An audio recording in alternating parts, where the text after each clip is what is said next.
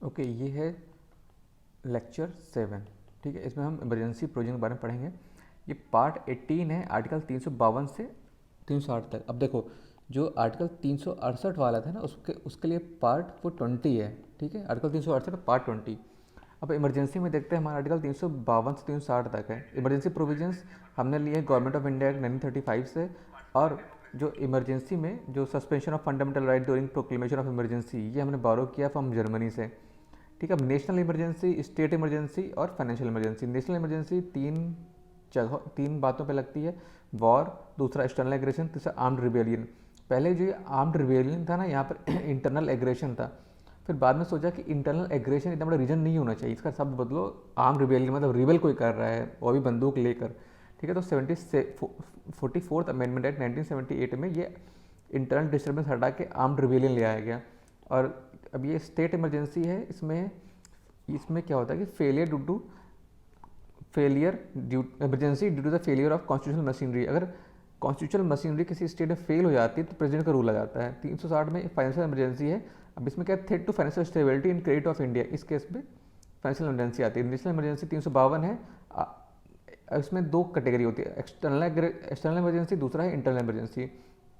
External emergency में क्या है कि डिक्लेयर करता है on the ground of war या फिर एक्सटर्नल एग्रेशन हो गया। अब और इंटरनल इमरजेंसी कैसे होता है, जब आर्म्ड रिबेलियन होता है। और 44th कॉन्स्टिट्यूशनल अमेंडमेंट एक्ट ने आर्म्ड रिबेलियन शब्द लाया है, इसके पहले इंटरनल डिस्टर्बेंस शब्द था। अब इसके फीचर्स देख लो। Ground of declaration, president declare करता है और वो प्रॉपर, मतलब मान लो इमरजेंसी कंडीशन पैदा हो उससे पहले भी डिक्लेयर कर सकता है। उसको ऐसा फील हो जाए, सेटिस्फाई हो जाए वो कि अब इमिनेंट डेंजर वाली कंडीशन आ गई है। ठीक है, अब देखो जो 22nd अमेंडमेंट एक्ट 1976 में क्या हुआ था कि ये कहा गया था जो नेशनल इमरजेंसी है वो या तो पूरे इंडिया में भी लग सकती है और या फिर स्पेसिफिक पार्ट में भी लगा सकते हैं। 44th अमेंडमेंट में कहता है कि इंटरनल डिस्टर्बेंस हटा दो, वहाँ पे आर्म्ड रिबेलियन का वर्ड ऐड कर दो। ठीक है, रोल ऑफ कैबिनेट क्या है, जो प्रेसिडेंट जो होता है, जो नेशनल इमरजेंसी लगाता है, वो किसके कहने पे लगाता है, प्रेसिडेंट पीएम के कहने पे? गलत, ऐसे तो फिर सारे पीएम डिक्टेटर बन जाएंगे। वो लगाता है कैबिनेट के रिकमेंडेशन से, वो भी रिटर्न रिकमेंडेशन ऑफ कैबिनेट। ठीक है, judicial review, national emergency, state emergency और फाइनेंशियल इमरजेंसी, तीनों ही इमरजेंसी में जुडिशियल रिव्यू है। ये मिनर्वा मिल केस में, याद रखना, मिनर्वा मिल केस में जुडिशियल रिव्यू की बातें कही गई हैं। ठीक है, अब आता है इमरजेंसी प्रोक्लेमेशन कैसे हम, और जो जुडिशियल रिव्यू हो किस ग्राउंड पे लगेगा, ग्राउंड ऑफ मेलाफाइड और that the declaration is based only on extraneous और इररिलेवेंट फैक्ट। मेलाफाइड इंटेंशन या फिर इररिलेवेंट फैक्ट्स पे लगाया गया है, इस ग्राउंड पे हम नेशनल इमरजेंसी को जुडिशियल रिव्यू कर सकते हैं। इमरजेंसी प्रोक्लेमेशन अंडर आर्टिकल 352 में क्या कहता है, इसमें देखो 1 मंथ प्लस 30 डे रूल है। बाकी जो देखो नेशनल इमरजेंसी, जो नेशनल इमरजेंसी में 1 मंथ 30 डे रूल है, और स्टेट इमरजेंसी और फाइनेंशियल इमरजेंसी में 2 मंथ प्लस 30 डे रूल है। ठीक है, 2 मंथ 30 डे रूल याद रखो। अब 1 मंथ 30 रूल का मतलब क्या है कि जैसे मान लो कभी प्रेसिडेंट ने ये प्रोक्लेमेशन कर दी नेशनल इमरजेंसी की, तो अब क्या होगा कि जो बोथ हाउस, लोकसभा और राज्यसभा, इन दोनों हाउसों को लोकसभा और राज्यसभा मिल के, ये दोनों हाउस अपने अपने में 1 मंथ के अंदर इसको अप्रूव करना है। ठीक है, अप्रूव करना है। जब वो अप्रूव करेंगे तो किस मेजॉरिटी से करेंगे, अप्रूव करेंगे तो स्पेशल मेजॉरिटी से करेंगे। तो नेशनल इमरजेंसी ही ऐसी इमरजेंसी है जिसको अप्रूव करने के लिए एक स्पेशल मेजॉरिटी चाहिए होती है। बाकी जो ये है जुडिशियल, जो स्टेट इमरजेंसी है या फिर फाइनेंशियल इमरजेंसी है, उसको इन दोनों करने के लिए सिंपल मेजॉरिटी चाहिए, और नेशनल इमरजेंसी के लिए स्पेशल मेजॉरिटी चाहिए। तो 1 मंथ 30 रूल क्या है कि जैसे मान लो प्रोक्लेम कर दिया प्रेसिडेंट ने, तो 30 दिन के अंदर बोथ हाउस इसको अप्रूव कर दें। और मान लो ऐसी कंडीशन आती है कि 30 दिन के अंदर लोकसभा डिसॉल्व कर जाती है, तो भी ये जो प्रोक्लेमेशन है कब तक चलेगा, तब तक चलेगा जबकि लोकसभा फिर से रिकॉन्स्टिट्यूट हो जाए, उसके 1 महीना बाद तक, 30 डेज तक। बट कंडीशन ये कि मील वाइल आपका ये राज्यसभा अप्रूव कर दें, तो ऐसा होगा। ठीक है, तभी इसको कहते हैं 1 मंथ के अंदर अप्रूव करो, 30 डेज रिकॉन्स्टिट्यूशन के 30 दिन बाद तक। ठीक है, अब इमरजेंसी का प्रोक्लेमेशन हो या इमरजेंसी कंटिन्यूएशन हो, दोनों ही केस में स्पेशल मेजॉरिटी लगती है। ठीक है, और बाकी जो स्टेट इमरजेंसी है, जो फाइनेंशियल इमरजेंसी है, दोनों ही केस में सिंपल मेजॉरिटी लगती है। ठीक है, अब देखो जो जो ये पार्लियामेंट्री अप्रूवल रहेगा, पहली बात जो नेशनल इमरजेंसी का पीरियड कितना रहता है, इनफाइनाइट पीरियड रहता है, बट 6 मंथ का 6 मंथ का अप्रूवल चाहिए। ठीक है, सॉरी, हाँ बोला तो मैं सही हूँ। ड्यूरेशन, ये ड्यूरेशन की बात हो रही है। ड्यूरेशन में कहता है कि इनफाइनाइट ड्यूरेशन रह सकती है, बट 6 मंथ का पीरियोडिक अप्रूवल चाहिए। तो अप्रूवल जब कराओगे तो किस मेजॉरिटी से पास करोगे? स्पेशल मेजॉरिटी से पास करोगे।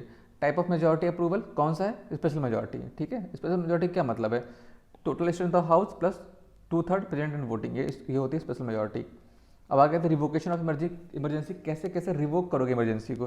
ठीक है, रिवोकेशन 3 तरीके से हो सकता है। पहला, can be revoke by president alone, president अकेले ही रिवोक करते हैं बिना पार्लियामेंट्री अप्रूवल के, जो कि ये केस दूसरे जो अदर 2 इमरजेंसी है, स्टेट इमरजेंसी और फाइनेंशियल इमरजेंसी, उनमें ये 2 केस लगते हैं। ठीक है, प्रेसिडेंट कर सकता है बिना पार्लियामेंट्री अप्रूवल के, या दूसरा केस लोकसभा पास कर दे रेजोल्यूशन कि अब रिवोक कर दो, तो प्रेसिडेंट को करना पड़ेगा, या फिर 1/10 मेंबर ऑफ लोकसभा आके कह दें, रिटर्न नोटिस दे दें कि स्पीकर को दे दें, चाहे वो स्पीकर को दें चाहे वो प्रेसिडेंट को दें, दोनों दे सकते हैं।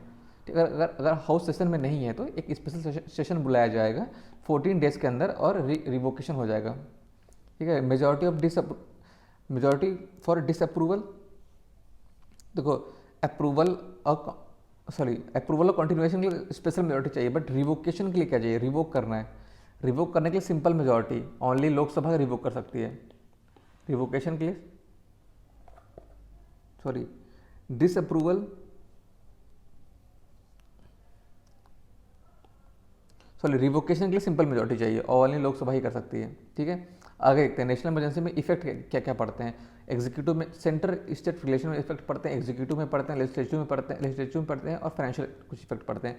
एग्जीक्यूटिव में क्या है कि अब जो एग्जीक्यूटिव पावर, जो सेंट्रल गवर्नमेंट की एग्जीक्यूटिव पावर है, वो स्टेट को किसी भी मैटर पे एक डायरेक्शन दे सकती है। ठीक है, can direct state regarding any matter, पहली बात। दूसरी बात, दो the state government are brought under the complete control of government, central government, but they do not suspended ही। सस्पेंड नहीं हुआ, सस्पेंड हो भी क्यों? क्योंकि स्टेट गवर्नमेंट की गलती थोड़ी नेशनल इमरजेंसी लगी है, तो एक्सटर्नल कंडीशंस ऐसी आगे की नेशनल इमरजेंसी लगानी पड़ेगी। जब स्टेट गवर्नमेंट गलती नहीं तो उसको सस्पेंड भी नहीं करेंगे, और सेंटर तो किसी भी डायरेक्शन, किसी मैटर पे डायरेक्शन दे सकता है। ठीक है, लेजिस्लेटिव पावर में क्या है कि पार्लियामेंट अब लॉ बनाएगी स्टेट लिस्ट में। ठीक है, बट स्टेट लेजिस्लेचर सस्पेंड नहीं किया जाएगा, क्योंकि स्टेट की तो गलती ही नहीं है एक्सटर्नल एग्रेशन में। ठीक है, तो स्टेट लेजिस्लेचर भी रहेगा और वो भी लॉ बना सकता है सेम सब्जेक्ट पे, लेकिन अगर दोनों में कन्फ्लिक्ट होगा तो पार्लियामेंट का लॉ जीतेगा। ठीक है, अब जो लॉ बनाया है उसका क्या होगा जब इमरजेंसी खत्म हो जाएगी? इमरजेंसी इन ऑपरेटिव हो जाएगी, खत्म हो जाएगी, उसके 6 महीने बाद वो सारे लॉज रिवोकेशन हो जाएगा।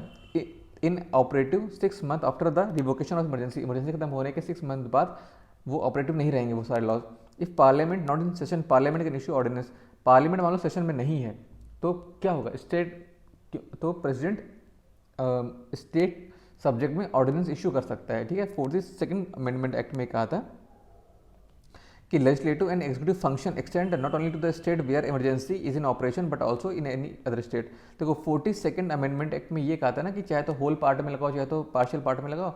मान लो किसी स्टेट में लगी, मान लो यूपी में लगी है, तो ऐसा नहीं कि वो केरल के लिए हम सेंटर लॉ नहीं बना सकती या कोई डायरेक्शन नहीं पास कर सकती है। ठीक है, तो किसी भी, मान लो किसी भी प्लेस पे लगा हो तो पूरे अब देश में सेंटर कहीं भी उसकी जुडिशियल और एग्जीक्यूटिव फंक्शन को परफॉर्म कर सकती है। ठीक है, अब आगे देखते हैं। अब आगे आता है फाइनेंशियल में क्या होता है कि प्रेसिडेंट जो कॉन्स्टिट्यूशनल डिस्ट्रीब्यूशन है उसको चाहे तो वो कैंसिल करे और चाहे रिड्यूस करे। अब जो कैंसिल एक बड़ा टर्म लगता है, बट फाइनेंशियल इमरजेंसी केस है तो कैंसिल भी कर सकते हैं, रिड्यूस भी कर सकते हैं, कैंसिल भी कर सकते हैं। सच मॉडिफिकेशन कब तक एप्लीकेबल रहेगा? तब तक रहेगा जिस मान लो जब फाइनेंशियल इमरजेंसी खत्म होगी तो उसकी फाइनेंशियल ईयर के एंड तक लगेगा। ठीक है, ऐसे मान लो कि फाइनेंशियल इमरजेंसी मान लो सितंबर में खत्म हुई है तो अगले साल मार्च तक रहेगा। ठीक है, पूरा एंड फाइनेंशियल ईयर के एंड तक रहेगा। Such order of the president has to be laid before both house of the parliament, both houses. ठीक है, जो भी ऑर्डर इशू करेगा प्रेसिडेंट वो पार्लियामेंट की उसकी अप्रूवल चाहिए होगी। अब देखो इफेक्ट लोकसभा और राज्यसभा में क्या इफेक्ट, लोकसभा और स्टेट असेंबली में क्या इफेक्ट पड़ेगा? देखो हमें ये तो पता है कि नेशनल इमरजेंसी की ड्यूरेशन कितनी होती है, इनफाइनाइट, बट 6 मंथ का पीरियड अप्रूवल। लोकसभा में और राज्यसभा में क्या इसका इफेक्ट पड़ेगा? ड्यूरेशन ऑफ लोकसभा एक्सटेंड हो सकती है, चाहे तो पार्लियामेंट के पास ही पावर है, चाहे तो वो लोकसभा को एक्सटेंड करे, चाहे वो स्टेट असेंबली को एक्सटेंड करे। एक्सटेंड कैसे होगा? 1 year at a time up to any length of time. ठीक है, एक साल देखो, इमरजेंसी में तो क्या है कि बहुत बड़ी बात है तो 6 महीने में अप्रूवल बार बार चाहिए होगा, बट लोकसभा एक्सटेंड करना इतनी बड़ी बात नहीं है, तो 1 साल का टाइम रख दिया for any length of time, infinite time तक। Extension cease to operate beyond 6 month of revocation. Emergency हट गई तो 6 महीने बाद ये एक्सटेंशन भी खत्म हो जाएंगे। स्टेट असेंबली में क्या होगा कि पार्लियामेंट चाहे केवल पार्लियामेंट के पास ही पावर है टू एक्सटेंड असेंबलीज की लाइफ को एक्सटेंड कर सकते हैं। सेम रूल है कि 1 year at a time, any length of time तक, ठीक है, दोनों पर पार्लियामेंट ही करेंगे। आपका इफेक्ट ऑफ फंडामेंटल राइट, जब नेशनल इमरजेंसी लगती है तो फंडामेंटल राइट्स में क्या क्या इफेक्ट पड़ता है, देखो आर्टिकल 358 359 डील करते हैं इस इफेक्ट से। आर्टिकल 358 में deal with the suspension of fundamental rights under article 19। जब 358 आता है, इसको अच्छा आगे देखते हैं, 358 जब आता है तो क्या होता है, 358 359 358 जब आता है तो article 358 operates only during the external emergency. जब वॉर हो या एक्सटर्नल एग्रेशन हो, बस तभी और तभी आर्टिकल 358 लगता है, ठीक है, and not during internal emergency.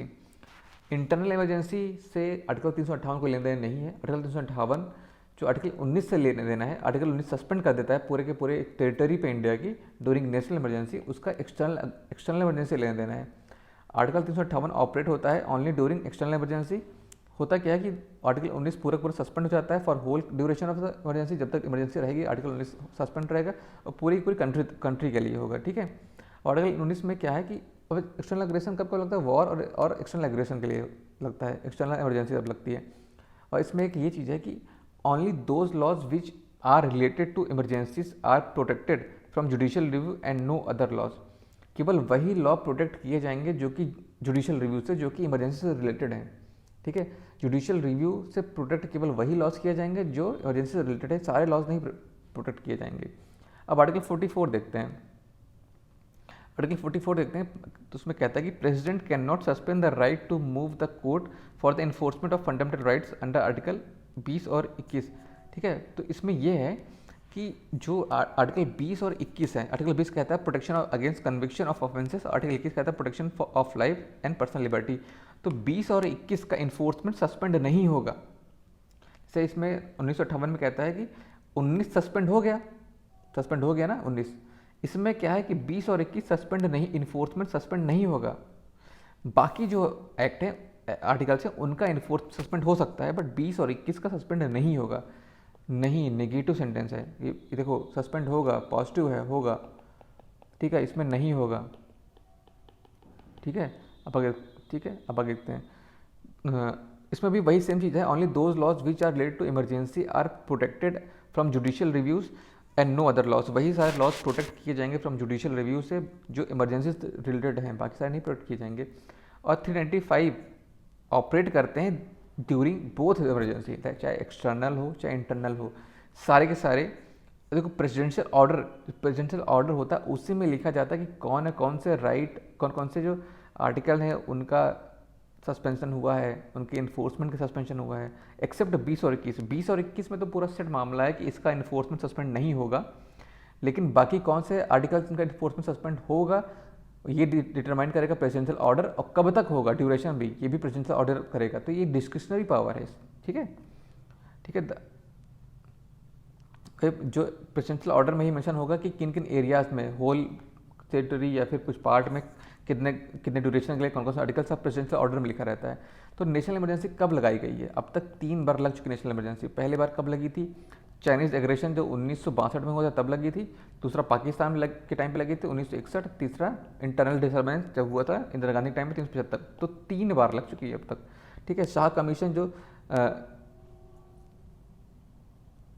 जो इंक्वायरी की थी शाह कमीशन ने 1975 की इमरजेंसी पे, उसने कहा था कि he did not justify the declaration of emergency, उसने जस्टिफाई नहीं किया था कि इमरजेंसी लगनी चाहिए, ठीक। अब प्रेसिडेंट रूल के बारे में बात करते तो देखो सबसे पहले आर्टिकल 355 देखो, ये कहता है कि ये ड्यूटी ऑफ सेंटर की एक ड्यूटी है, मतलब कॉन्स्टिट्यूशनल ऑब्लिगेशन है to ensure that the government of every state is carried on accordance with the provision of constitution. ये उसकी ड्यूटी है, ठीक है। इसलिए तो एक गवर्नर का अपॉइंट किया जाता है उसकी ड्यूटी फुलफिल करने के लिए। ग्राउंड फॉर डिक्लेरेशन 2 ग्राउंड है कि जिस बेसिस पे हम लगा सकते हैं अपना नेशनल स्टेट इमरजेंसी। पहला 356 में कहता है, देखो 355 356 365 सब में 3 से स्टार्टिंग है, ठीक है, 2 से कुछ नहीं है, 252 कुछ नहीं है, 303 से स्टार्टिंग है। तो 356 में कहता है कि president can proclaim if he is satisfied that government can not be carried in accordance with the provision of the constitution और president can act on the report of governor और अदरवाइज। वो ये प्रेसिडेंट सेटिस्फाई हो जाए कि भाई accordance तो constitution नहीं चल रहा है, और कैसे सेटिस्फाई होगा, हो सकता है वो गवर्नर को रिपोर्ट पढ़ के करे हो, या फिर अदरवाइज भी हो सकता है। और 365 में क्या रहता है कि if state fails to give effect और कंप्लाई विथ एनी डायरेक्शन, ठीक है। अब ये एनी वर्ड आपको बहुत अच्छे से देखो, अगर स्टेट, अब if state fail to give effect और comply with any direction from centre then it is lawful for the president to impose president rule, ठीक है। अब कभी कभी लग सकता है क्या क्या कोई भी डायरेक्शन में कंप्लाई नहीं किया तो भी जाएगा, हाँ हो जाएगा, एनी डायरेक्शन, ये रखो बहुत इंपॉर्टेंट है, any direction. If state fails to give effect और comply with any direction from the centre then it is lawful for the president to impose president rule, तो ये लॉफुल है, वो इम्पोज कर सकते हैं। पार्लियामेंट्री अप्रूवल क्या होता है कि ये लोग का 2 मंथ प्लस 30 डे का रूल है। देखो नेशनल इमरजेंसी इसका है 1 मंथ 30 डे का, स्टेट इमरजेंसी इनका है 2 मंथ 30 डेज का, और फाइनेंशियल इमरजेंसी इनका है 2 मंथ 30 डेज का, ठीक है। अब देखो नेशनल इमरजेंसी में कौन सा स्पेशल मेजॉरिटी चाहिए, स्टेट इमरजेंसी में सिंपल, फाइनेंशियल इमरजेंसी में सिंपल मेजॉरिटी चाहिए, ठीक है। इनके रिवोकेशन में सिंपल चाहिए, इनके रिवोकेशन में सिंपल चाहिए, इनके रिवोकेशन में सिंपल चाहिए, ठीक है। अब ये याद रखो। अब आगे देखते हैं। अब पार्लियामेंट्री अप्रूवल की बात करते हैं कि he must be approved by both house with in 2 month, 1 month in case of 2 month के अंदर अप्रूव करना चाहिए। ड्यूरेशन क्या है? ड्यूरेशन क्या मैक्सिमम 3 साल है, 3 साल है, बट 2+1 कर दो, सॉरी 1+2 कर दो, 1 साल तक तो कुछ नहीं, लेकिन 2 साल के लिए हर 6 मंथ में अप्रूवल चाहिए, पार्लियामेंट्री अप्रूवल, ठीक, एवरी 6 मंथ में। अब देखो एक बात समझो, नेशनल इमरजेंसी में पीरियड इनफाइनाइट है, तो स्टेट इमरजेंसी में क्या है 1+2, मैक्सिमम 1+2 मतलब मैक्सिमम 3 साल है। इनका है स्पेशल मेजॉरिटी, नेशनल इमरजेंसी में स्पेशल मेजॉरिटी, और स्टेट इमरजेंसी में सिंपल मेजॉरिटी है। इनका 1 मंथ 30 डेज, इनका 2 मंथ 30 डेज, ठीक है। आगे बढ़ते हैं। अब आगे बढ़ते हैं। रिवोकेशन कहता है president at any time does not require to implement parliamentary approval, कभी भी प्रेसिडेंट कर सकता है, जरूरी नहीं पार्लियामेंट्री अप्रूवल चाहिए हो। 44th अमेंडमेंट में ये कहा गया था कि 44th अमेंडमेंट ये कहा गया था भाई कि आप 3 साल तो मैक्सिमम है, तो 1+2 कर लो, मतलब 1 साल तक, तो beyond 1 year president rule can be extended by 6 month only if, जब 2 कंडीशन को सेटिस्फाई करे। पहला नेशनल इमरजेंसी लगी हो, चाहे वो होल इंडिया में, चाहे किसी पार्ट ऑफ इंडिया में, और दूसरा इलेक्शन कमीशन सर्टिफाई कर दे कि इलेक्शन कमीशन हेल्ड नहीं कर सकते हैं। बस ये 2 केस ऐसे हैं कि जब फर्दर इमरजेंसी बढ़ाने की जरूरत है, अदरवाइज कोई जरूरत नहीं है। अदरवाइज 1 ईयर तक लगेगी, अगर मान लो जरूरत है तो 1+2 ईयर कर दो मैक्सिमम, तो 2 ईयर में हर 6 मंथ में पीरियोडिक अप्रूवल्स होते रहेंगे। जुडिशियल रिव्यू हम कर ही लेंगे इसका, ठीक है। इम्पोजिशन सबसे पहली बार हमारा पंजाब में लगा था। पंजाब में क्या है, खालिस्तानी एक्टिविटीज़ के पंजाब में कि खालिस्तानी एक्टिविटीज़ हुई पंजाब में 1951 में, ठीक है। मैक्सिमम टाइम इम्पोज मणिपुर में 10, maximum time national emergency impose हुई थी, स्टेट इमरजेंसी इम्पोज हुई मणिपुर में 10 टाइम्स में, ठीक है। Consequences of president rule, consequences क्या है प्रेसिडेंट रूल के, कि अब प्रेसिडेंट रूल आ गया तो COM head by chief minister या सेंट्रल गवर्नमेंट या गवर्नमेंट कुछ भी बोल लो, ये पहली बात तो taken up by the president take up कर लेगा, ये COM डिसमिस हो जाएगी, डिसमिस, प्रेसिडेंट टेकअप कर लेगा। लेजिस्लेटिव फंक्शन कौन परफॉर्म करेगा, पार्लियामेंट, बट ये प्रेसिडेंट डिक्लेयर दिस, प्रेसिडेंट से डिक्लेयर करेगा पार्लियामेंट को कि तुम परफॉर्म करो। प्रेसिडेंट किसी और को भी डिक्लेयर कर सकता है, बट पार्लियामेंट जनरल रूल है, करता है, प्रेसिडेंट पार्लियामेंट करता है, ठीक है। Council of minister head by CM dismiss कर लिए जाएंगे। स्टेट असेंबली क्या होगा, सस्पेंड हो जाएगा, सस्पेंड, ठीक है।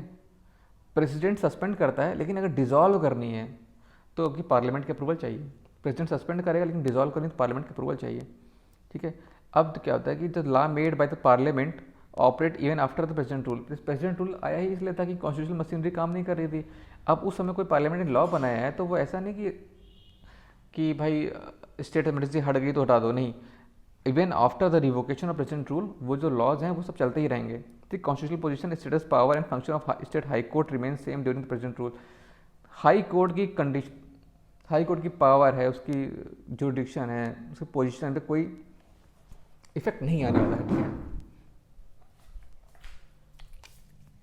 अब एक बात आती है, president rule is under judicial review. SR Bommai case में कहा गया था, एसआर बोमई केस में ये कहा गया था कि प्रेसिडेंट रूल है वो अंडर जुडिशियल रिव्यू है, ठीक है। जुडिशियल रिव्यू में देखो तीनों इमरजेंसी है, स्टेट, नेशनल और फाइनेंशियल, तीनों इमरजेंसी में जुडिशियल रिव्यू है, ठीक है। अब इसमें एक बात ये कही थी, state assembly can be dissolve only after the parliamentary approval, till then it can only be suspended. Suspend रख सकते हैं अब, और डिजॉल्व करनी है तो भाई पार्लियामेंट की अप्रूवल चाहिए। If state government is pursuing anti secular policy then it is liable for the action of article 356। मतलब एंटी सेक्युलर पॉलिसी अगर आप लेके चल रहे हो तो आप पे नेशनल इमरजेंसी लग सकती है, और मतलब स्टेट इमरजेंसी लग सकती है।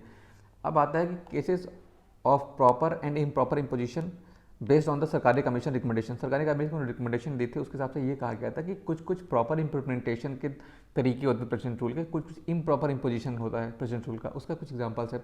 अब लाइक प्रॉपर आपका मतलब इम्पोजिशन ऑफ प्रेसिडेंट रूल क्या है, हंग असेंबली, मतलब किसी पार्टी को मेजॉरिटी नहीं मिली तो आप भाई प्रेसिडेंट रूल लगा लो।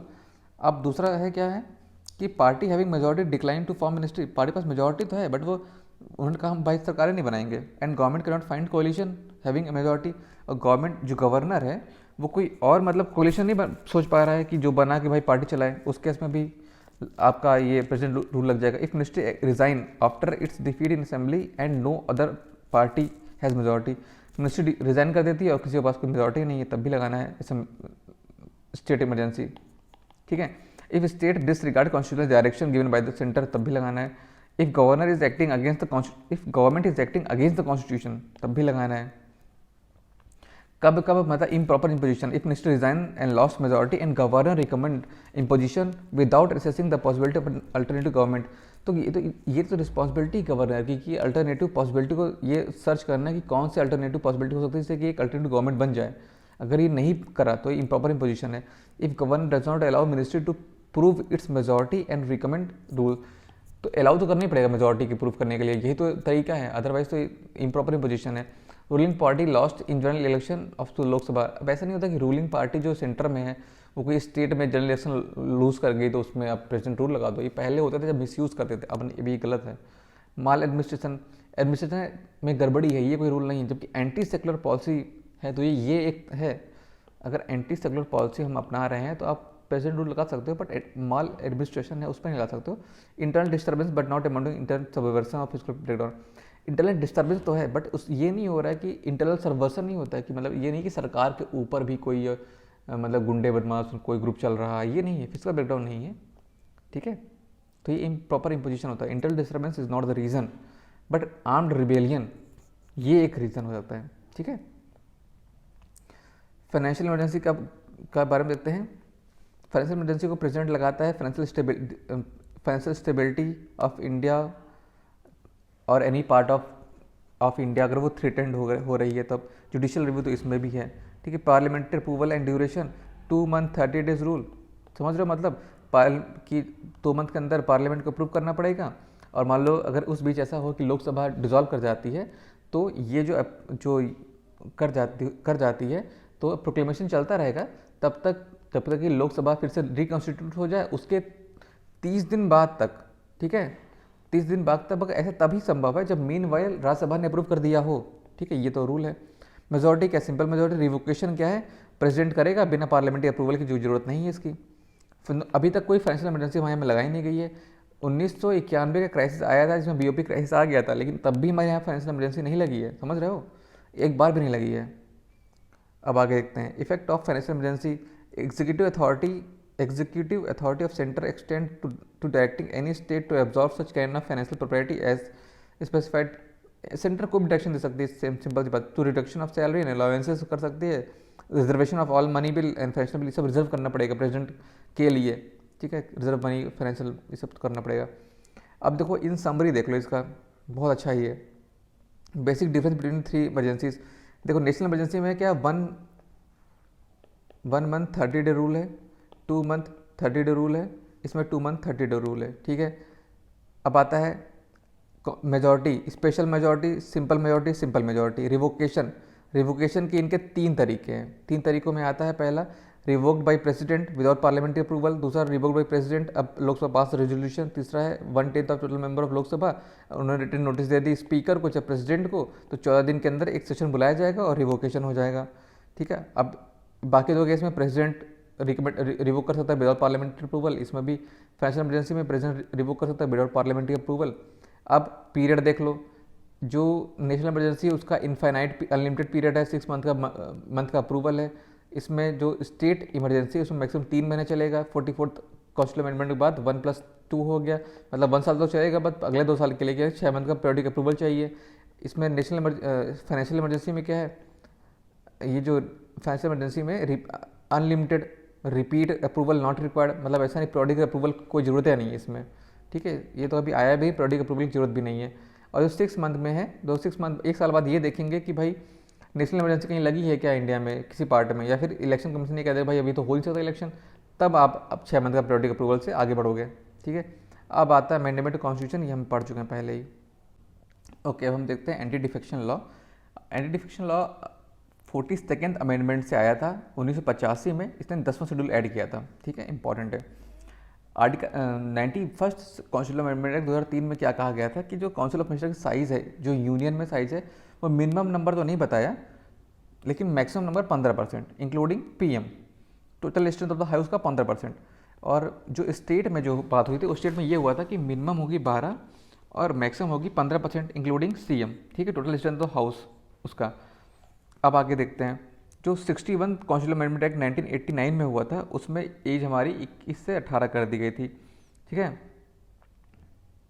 अब इसमें यह है इफ़ डिस्क्वालीफाइड, जो अमेंडमेंट में ये था कि if disqualified on the ground of defection also disqualified to appointed as minister, अगर डिस्क्वालीफाइड हो गए तो मिनिस्टर भी नहीं बन सकते हो, ठीक है। अब आगे देखते हैं, अब ये होता है किस पे अप्लाई करे होगा, केवल सारे मेंबर्स पे अप्लाई होगा, ठीक है, जो भी लोग इनके मेंबर्स हैं।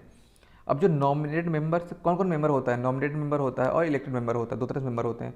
जो इलेक्टेड मेंबर होता है उसमें वो लेजिस्लेटिव पार्टी का भी हो सकता है, वो इंडिपेंडेंट भी हो सकता है, राइट। अब आगे देखते हैं कब लगता है, देखो कब कब लगता है। अब देखो जो लेजिस्लेटिव पार्टी का जो मेंबर है, मान लो जो इलेक्टेड मेंबर है, अगर वो वॉलेंट्री मेंबरशिप गिव अप कर दे, कैसे गिव अप करेगा, रिज़ाइन कर दे, ये इंपॉर्टेंट है। हमें ऐसा लगता है कि रिज़ाइन में नहीं होगा, मतलब डिफेक्शन, बट रिज़ाइन में भी होता है, ये याद रखो, इंपॉर्टेंट है ये। अगर कोई इलेक्टेड मेंबर अपनी मेंबरशिप रिज़ाइन कर दे तब भी हो जाएगा, अगर वो दूसरी पार्टी ज्वाइन कर ले तब भी हो जाएगा, इफ़ वोट करे against direction of the party, मतलब विप के अगेंस्ट वोट करे तब भी हो जाएगा।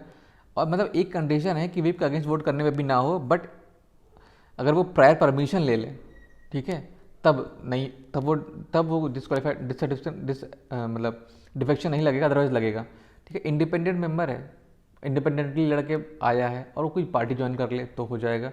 नॉमिनेट मेंबर है, किसी को नॉमिनेट किया गया और उससे कहा गया कि भाई 6 महीने के अंदर जो चितियापा करना कर लो, और 6 महीने के बाद अगर तुम पार्टी ज्वाइन किए तो तुम्हें डिफेक्शन लगेगा।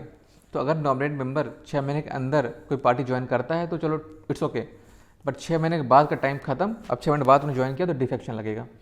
2 एग्जाम्पशन क्या क्या है, प्रिसाइडिंग ऑफिसर का है। अब प्रिसाइडिंग ऑफिसर कौन, स्पीकर होगा, डिप्टी स्पीकर या डिप्टी स्पीकर ऑफ लोकसभा, ठीक है, स्टेट में भी चेयरमैन, डिप्टी चेयरमैन। अब इनके में एक्सेप्शन ये है, if voluntary give up membership of his office and rejoin after the cease to hold that office, मतलब जब वो स्पीकर बना तो भाई उसने पार्टी से रिजाइन कर दिया, ये मतलब मेंबरशिप गिव अप कर दी, ये तो भाई इसलिए उसने किया कि इम्पार्शलिटी मेंटेन रहे, राइट। और अगर वो जब उसका वो स्पीकर के पद से हट गया तो फिर उसने पार्टी ज्वाइन कर ली, तो इस केस में आपका डिफेक्शन नहीं लगेगा। दूसरा केस क्या है कि अगर क्या हुआ, एक member goes out of his party as the result of merger, ठीक है, मतलब अगर मान लो नॉट लेस देन 2/3, मतलब समझते हो, मान लो कि 30 मेंबर की पार्टी है तो 30 मेंबर का 2/3 कितना हो जाएगा, 20। अगर 30 मेंबर की पार्टी में 20 लोग निकल के एक लेजिस्लेटिव पार्टी को ज्वाइन कर लेते हैं तो डिफेक्शन नहीं लगेगा, ठीक है। Presiding officer will decide the case of defection, कौन डिसाइड करेगा, प्रिसाइडिंग ऑफिसर डिसाइड करेगा डिफेक्शन केस, बट ये जुडिशियल रिव्यूज़ के अंदर आएगा, जुडिशियल रिव्यू कर सकते हैं on the ground of mala fide intention and perversity, ठीक है, मेलाफाइड इंटेंशन परवर्सिटी के अंदर हम इसको जुडिशियल रिव्यू कर सकते हैं इसका, ठीक है। विप बाइंडिंग है, किन चार केसों में विप बाइंडिंग होती है, पहला नो कॉन्फिडेंस मोशन, दूसरा कॉन्फिडेंस मोशन, तीसरा मनी बिल, चौथा मोशन ऑफ थैंक्स। और बाइंडिंग इसलिए है अगर इनमें भी अगर उनके मेंबर्स ने साथ नहीं दिया तो भाई तो सरकार गिर जाएगी। डिफेक्शन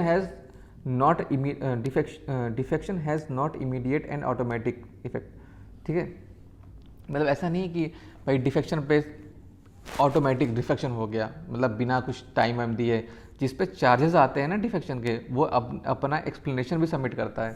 ठीक है, तो मतलब ऐसा नहीं कि चार्ज लगा डिफेक्शन का और तुरंत डिफेक्शन हो गया, ऑटोमेटिक नहीं है, उस पर टाइम दिया जाता है, अपना एक्सप्लेनेशन दो। ठीक है, और स्पीकर पे भी लग सकता है डिफेक्शन। क्यों लग सकता है? क्योंकि स्पीकर भी तो मेंबर है। लेकिन अगर स्पीकर ने एवब केस, मतलब ये जो केस था जिसमें स्पीकर इम्पार्शियलिटी के लिए रिजाइन करता है, उस केस में नहीं लगता है, अदरवाइज लग सकता है। ठीक है, को हो तो होलोहान केस जो है कि स्पीकर से रिलेटेड है। इसमें it held that speaker while deciding the matter under the 10th schedule function as tribunal की तरह फंक्शन करता है, और ट्राइब्यूनल का function subject to judicial review है। अब इलेक्शन में देखते हैं हम, अब इलेक्शन एक्सपेंडिचर की बातें करते हैं कि पोलिटिकल पार्टी कोई इनकम टैक्स नहीं देती हैं, दे जबकि they must file returns with income tax department. अब क्यों इनकम टैक्स नहीं देती हैं? क्योंकि जो उनकी जो इनकम है वो चंदा है, डोनेशन है, डोनेशन में इनकम टैक्स नहीं लग सकता, राइट? तो उनका चंदा है, इसलिए no income tax, but return file तो करना ही पड़ेगा भाई, कितना पैसा आया जाए, ये सब रखने के लिए। एक्सपेंसेस देखते हैं, expenses file expenditure statement with election commission of India, as election commission of India can suspend the recognition. Expenditure तो हर पोलिटिकल पार्टी को फाइल करना पड़ता है, लेकिन अगर नहीं करोगे तो उसकी जो रिकॉग्निशन है कि वो नेशनल पार्टी की स्टेट पार्टी है, उसको सस्पेंड कर देंगे। ठीक है, अब देखो कुछ हमारा कुछ बातें समझ लो। लिमिट ऑन कैंडिडेट एक्सपेंसेस, जो लिमिट है कैंडिडेट कितना एक्सपेंस कर सकता है। अब देखो इलेक्शन जो एक्सपेंस में लिमिट कहाँ कहाँ लगती है, जो कैंडिडेट पे तो लिमिट है, क्यों? कैंडिडेट की अपनी इनकम है, they spend the money, that is why limitation, they spend this their money, that is why limitation, otherwise only rich can be candidate. अब कैंडिडेट में मतलब रिस्ट्रिक्शन इसलिए है कि ये तो उनकी अपनी पर्सनल मनी है। अगर एक्सपेंडिचर पर लिमिट नहीं लगाएंगे तो खूब केवल अमीर अमीर लड़ेंगे बहुत पैसे लगाकर, तो इसलिए एक्सपेंडिचर पर लिमिट है कि आप ऐसा एक्सपेंड नहीं कर सकते हो। दूसरा, पार्टी पे लिमिट नहीं है, क्यों? पार्टी पे लिमिट होगी भी क्यों? क्योंकि वो डोनेशन से चल रही है, उसका अपना कोई पैसा थोड़ी है, डोनेशन चल रही है, इस पर लिमिट नहीं है। स्टार कैंपेनर, इस पर भी नहीं है। स्टार कैंपेनर जो पार्टी का होता है उस पर कोई लिमिट नहीं होती है इलेक्शन एक्सपेंसेस की। और एक बात ये भी है कि स्टार कैंपेनर जो होता है वो जरूरी नहीं कि वो इलेक्शन लड़े। ठीक है, कई कई बारी हीरो जो होते हैं वो मिथुन चक्रवर्ती बन गया था स्टार कैंपेनर, बट उस पर कोई वो इलेक्शन लड़ा तो है नहीं। ठीक है, इसलिए स्टार कैंपेनर भी लड़ सकते हैं, बट जरूरी नहीं कि वो इलेक्शन लड़ें। ठीक है, अब limit on candidate expenditure varies with state to state, state to state बदलेगा तो कितनी लिमिट लगती है उस पर भी वेरिएशन होता है। अभी किसके अंदर आता है? कंडक्ट ऑफ इलेक्शन रूल 1961 के अंतर्गत आता है। ठीक, can be change by government with notification, recently increase by 10% due to Covid. ये तो कोई मतलब नहीं है इस बात का। अब member can be disqualified for exceeding limit and not filing expenses statement with election commission. दो केस हो सकते हैं जिसमें मेंबर जो है, मतलब जो पार्टिसिपेंट है, वो उसको डिसक्वालीफाई कर दिया जाए। पहला, अगर वो अपनी लिमिट जितनी भी तय है उससे ज़्यादा एक्सपेंड कर रहा है। दूसरा, वो एक्सपेंसेस फाइल नहीं कर रहा है। तो इन दो केसेस पे इलेक्शन कमीशन चाहे तो उसकी जो सदस्यता है रद्द कर सकता है। ठीक है, और जो लिमिट होती है उसका एक अंदाज़ा ले लो, ये 70 लाख और 54 लाख होगा लोकसभा के लिए, 28 और 20 लाख स्टेट असेंबली के लिए। ठीक है, अब इन जनरल अगर कोई पूछे कि क्या पॉलिटिकल पार्टीज फॉरेन फंड ले सकती हैं, तो नहीं ले सकती हैं, लेकिन सर्टेन मॉडिफिकेशन के बाद कुछ ऐसा किया गया है जिससे एक डिफरेंट मैनिपुलेट करके ले सकती। कैसे? 2017 में the foreign contribution regulation act 1976 को अमेंड किया गया, और the amendment allowed political parties to receive foreign fund. ठीक है, कैसे? The Indian subsidiary of foreign company, कोई फॉरेन कंपनी है उसकी इंडियन सब्सिडरी है, मान लो कहते हैं टेस्ला इंडिया, ऐसा कंपनी, तो कोई इंडियन सब्सिडरी है तो उससे ले सकते हैं। कोई foreign company in which Indian hold 50% और मोर शेयर, कोई फॉरेन कंपनी है उसमें इंडियंस का 50% या उससे ज़्यादा का शेयर है, तो 50% का शेयर का मतलब क्या है? वो तो इंडियन हुई नहीं, लेकिन वो फॉरेन भी नहीं हुई। ठीक है, तो उससे ले सकते हैं पैसा। तो अगर कहा जाए इन पेपर ऑन पेपर जनरल में क्या फॉरेन फंड ले सकती है पॉलिटिकल पार्टी? तो नहीं ले सकती है, बट अदरवाइज अगर डिटेल में पूछे तो ये दो कंडीशन यहाँ पे ले सकती थी। ठीक है, अब आता है election candidates are prohibited to accept foreign contribution. जो इलेक्शन कैंडिडेट्स हैं वो फॉरेन का फंड नहीं ले सकते हैं। ठीक है, अब स्टार कैंपेनर की बातें करते हैं। स्टार कैंपेनर जो रिकॉग्नाइज्ड पार्टी होती है, ठीक है,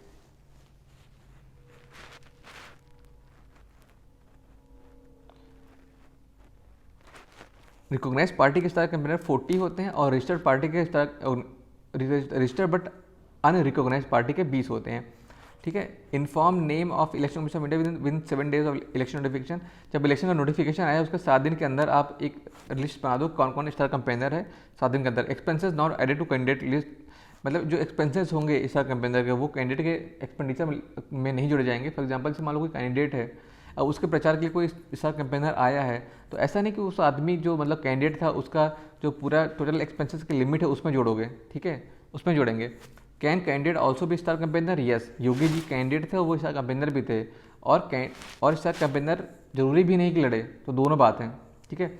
मॉडल कोड ऑफ कंडक्ट क्या चीज़ है कि कॉन्स्टिट्यूशन में तो है नहीं कहीं पर, ना ही कोई लॉ है, ये गाइडलाइंस है जो कौन इशू करता है, इलेक्शन कमीशन इशू करता है। From the moment of election are announce till the result declare.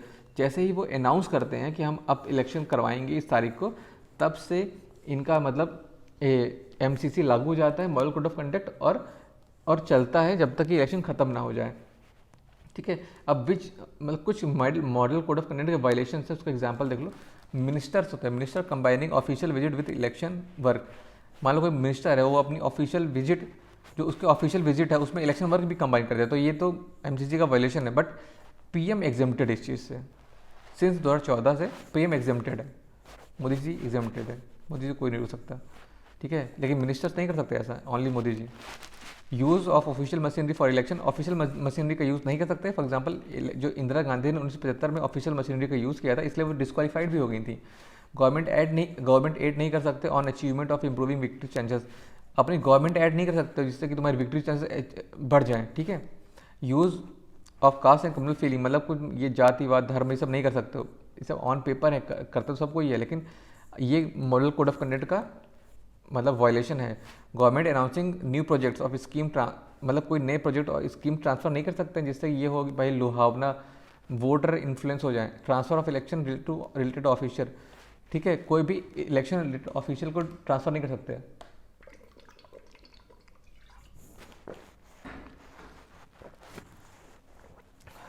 C vigil एक ऐप है, इसमें मॉडल कोड ऑफ कंडक्ट का जो वायलेशन होता है उसमें लोग उसकी वीडियो बना के भेज सकते हैं।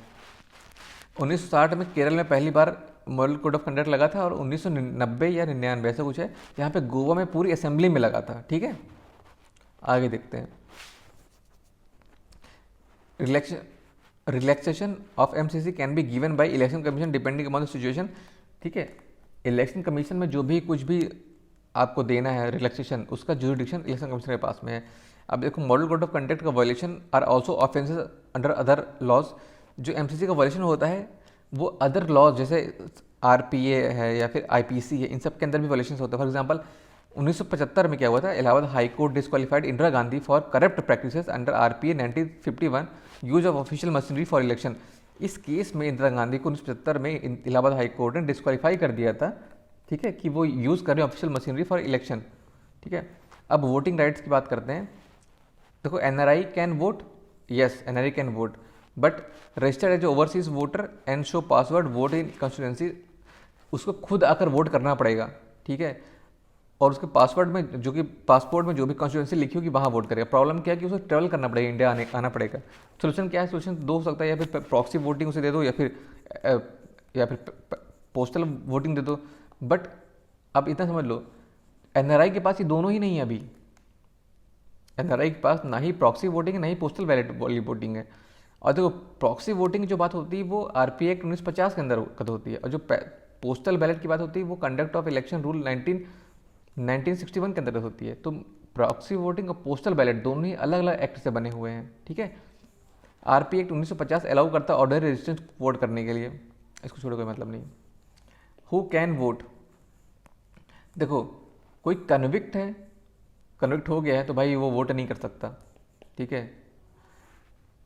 कोई प्रिवेंटिव डिटेंशन में तो है, लेकिन वो उसको ऐसा माना गया कि शायद वो क्राइम कर सकता है, तो इसलिए वो वोट तो कर सकता है बाय पोस्टल बैलेट, ठीक है। बेल पे गया है तो वोट कर सकता है।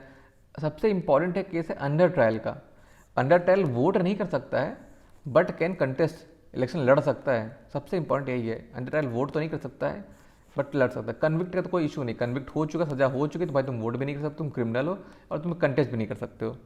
बट प्रिवेंटिव डिटेंशन में हो तो पोस्टल बैलेट से वोट कर सकते हो, बेल पे है तो वोट कर सकते हो, ठीक है, राइट टू वोट और राइट टू कंटेस्ट, ये दोनों चीज़, राइट टू वोट, वोट देने का अधिकार, और वोट लड़ने, इलेक्शन लड़ने का अधिकार, दोनों कॉन्स्टिट्यूशनल राइट है, एनसीईआरटी में मेंशन है। ठीक है, अब आता है पोस्टल बैलेट, प्रॉक्सी वोटिंग और पोस्टल बैलेट वाली वोटिंग। प्रॉक्सी मतलब 50, देखो आरपीआई एक्ट 1950 के अंदर प्रॉक्सी वोटिंग की बात होती है, पोस्टल बैलेट की बात होती है कंडक्ट ऑफ इलेक्शन 1961। ठीक है, प्रॉक्सी वोटिंग और पोस्टल बैलेट। अब एक बड़ी बात याद रखो, जो एनआरआई है, ठीक है, एनआरआई को इन पर्सन वोट करना पड़ता है, मेंशन एड्रेस पासपोर्ट में लिखा आता है। NRI can not vote postal ballot और प्रॉक्सी वोटिंग। जो एनआरआई है, ना ही वो पोस्टल बैलेट से वोट कर सकता है, ना ही वो प्रॉक्सी वोटिंग कर सकता है।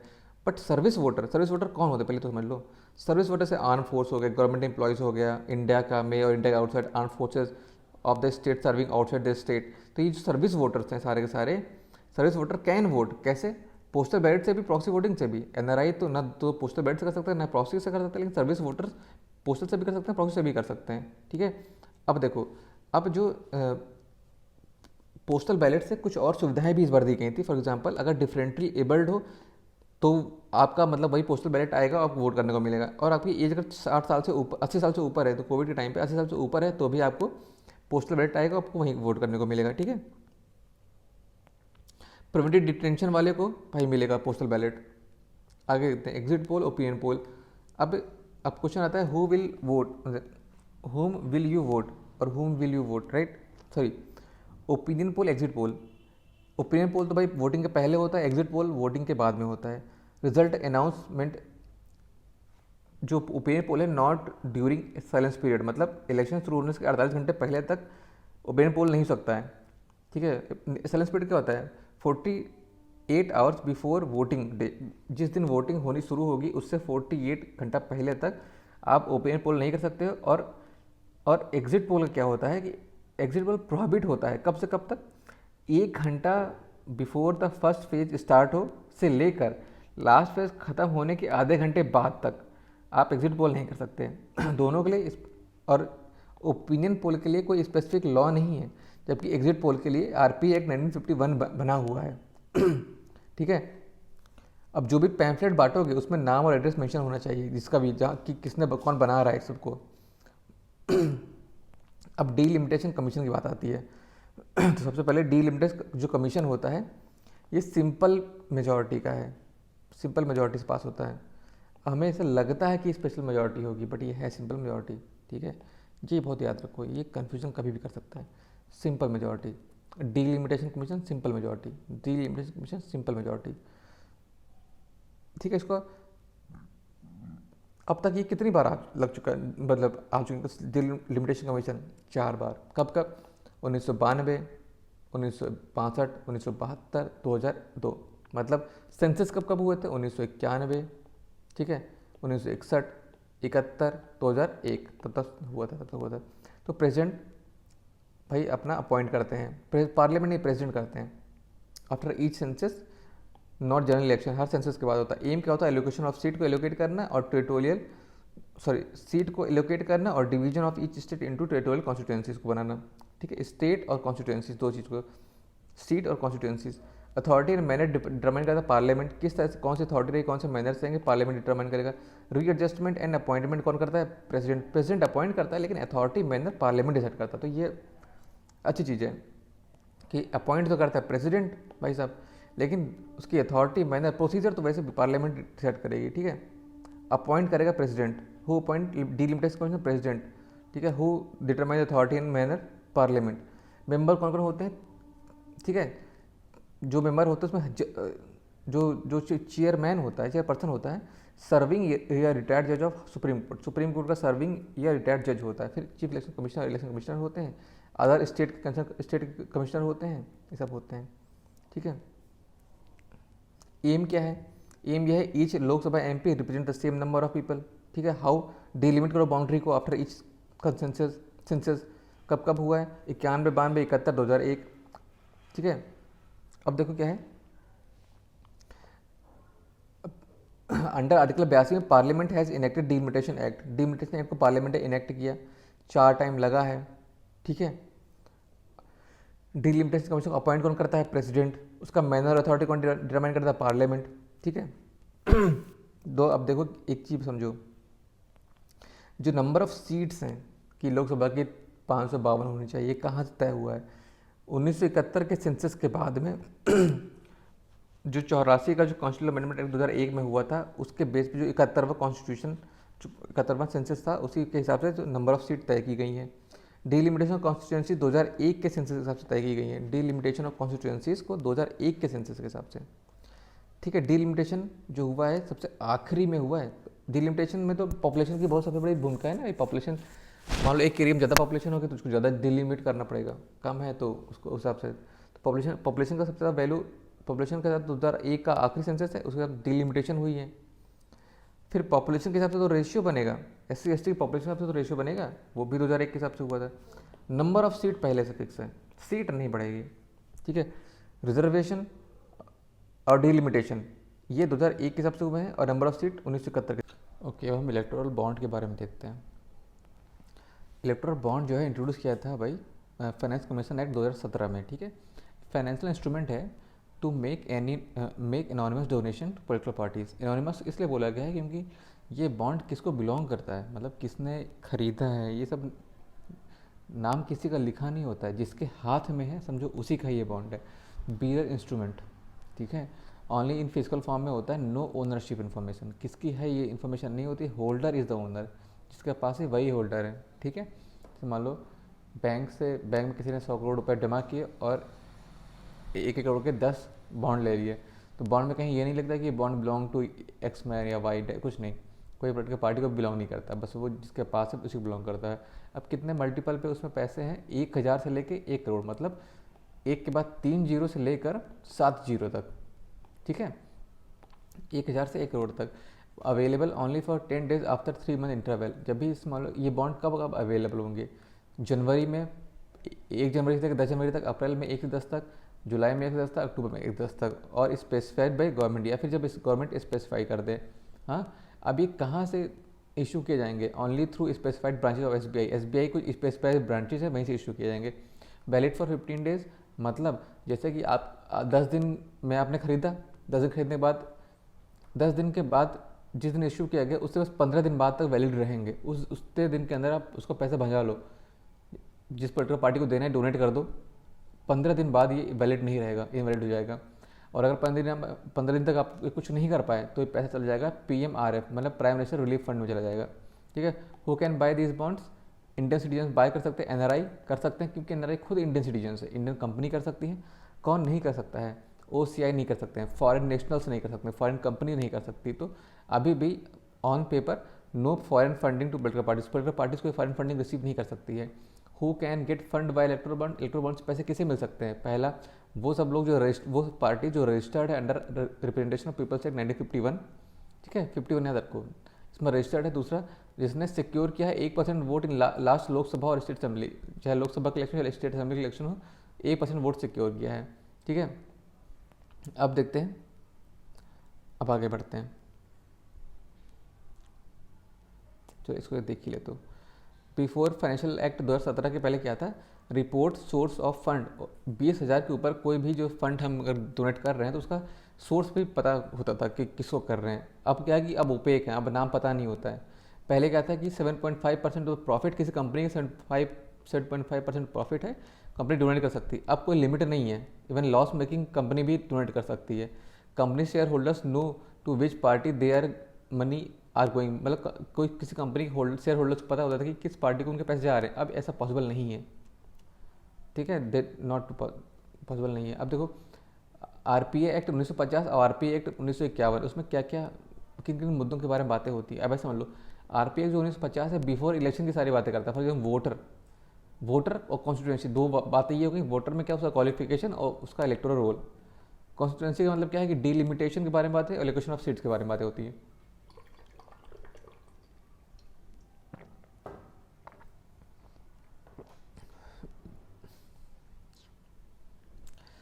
ठीक है, वोटर के बारे में क्वालिफिकेशन और इलेक्टोरल रोल, और कॉन्स्टिट्यूएंसी के बारे में क्या होता है, डिलिमिटेशन और एलोकेशन ऑफ सीट, ठीक है। वोटर के बारे में बातें होंगी क्वालिफिकेशन और इलेक्टोरल रोल, और कॉन्स्टिट्यूएंसी के बारे में बातें होंगी डिलिमिटेशन और एलोकेशन ऑफ सीट्स।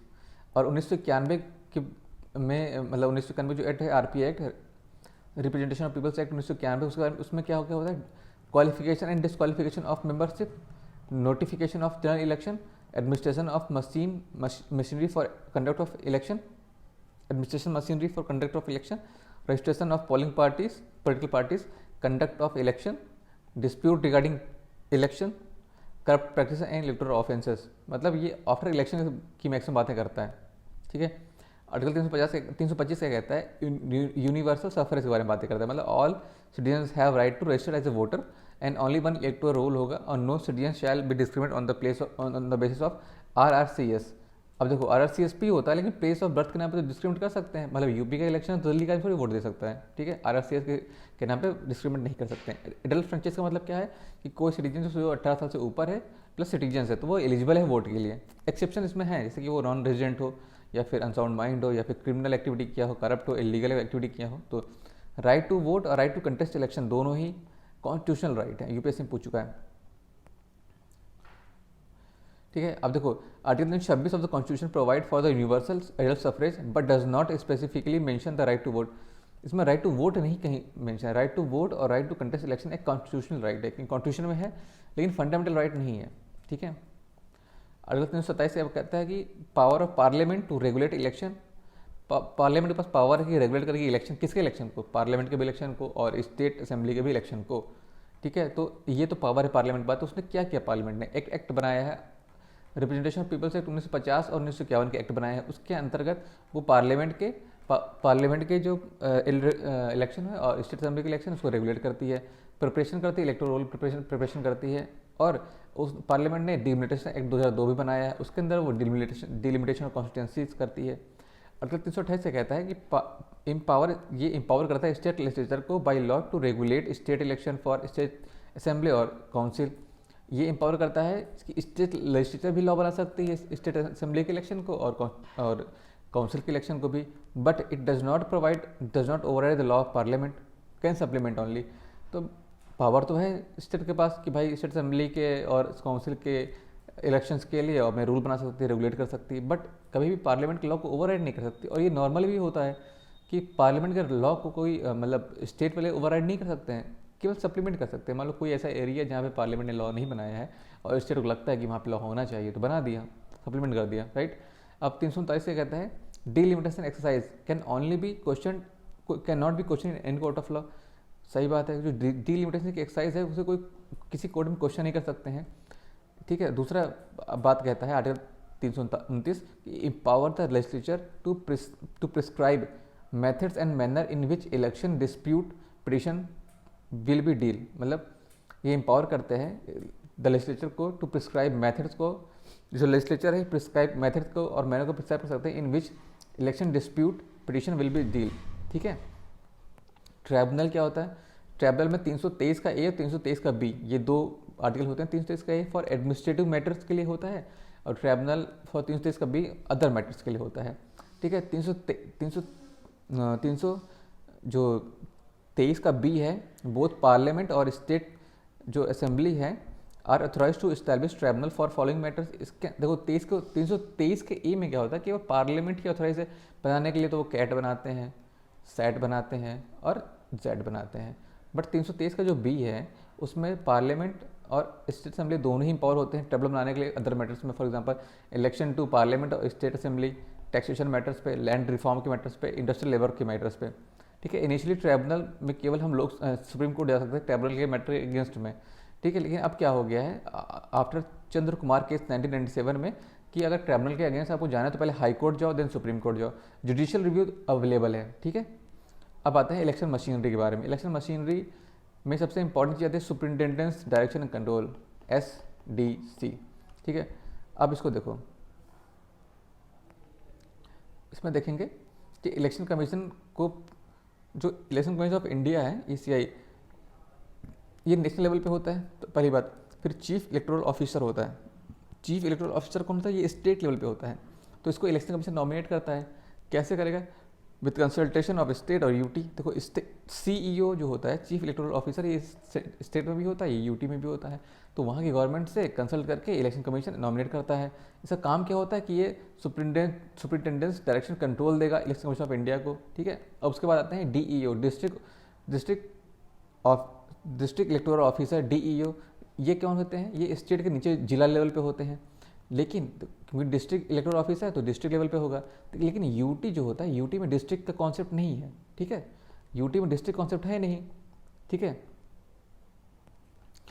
स्टेट का तो यूटी में डिस्ट्रिक्ट कॉन्सेप्ट नहीं है, ठीक है।